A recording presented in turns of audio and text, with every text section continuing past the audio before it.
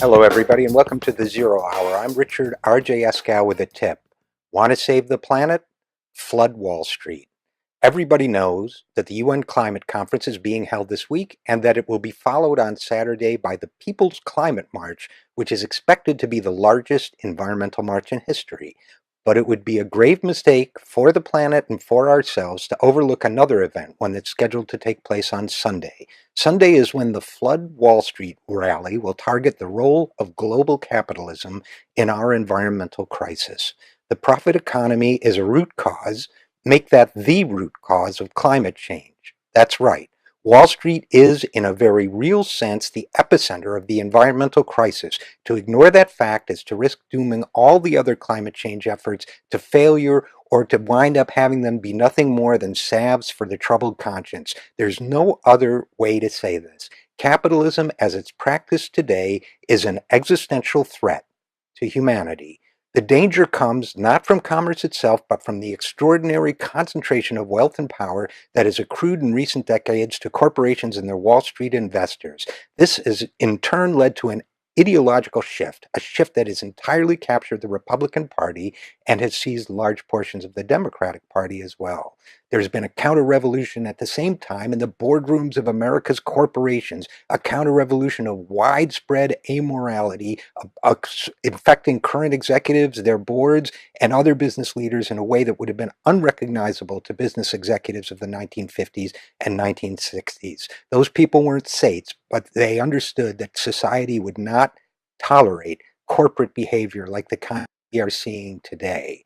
The men and women who lead today's corporations are a new and more calculating breed. The new culture of corporate America makes every executive a Wall Street speculator. Executive pay packages rely heavily on stock options and bonuses that drive CEOs to push quarterly results without any concern for the future of their corporation, much less for the future of the planet. They're aided and abetted in this by the political class. The cult of Ayn Rand-style libertarianism has infected much of the right with a fanatical belief in the infallibility of greed. Democrats in the Bill Clinton mold insist on legitimizing errant executives and their ideas, whether it's by inviting Goldman Sachs as president to the Clinton Global Initiative or boosting the pro-corporate so-called centrism of the Simpson Bowles crowd.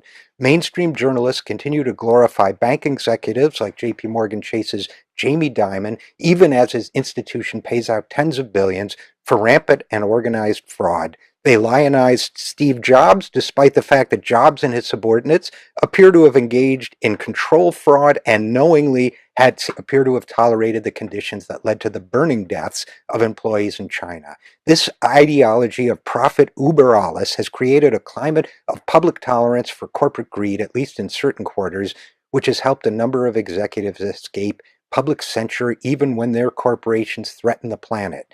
You know, if large corporations were held accountable for the damage they're causing, 2.2 trillion every year according to one estimate, many of them would become unprofitable. But in an unprecedented shift of social responsibility, it has been determined that others will bear their environmental costs instead, one way or the other.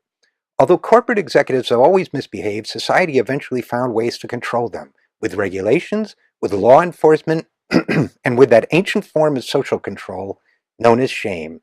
Now even shame is failing us. Our modern systems of control have broken down and the planet is in danger. Today's blatantly amoral capitalism is an anomaly in modern history, a throwback to the days of the Industrial Revolution.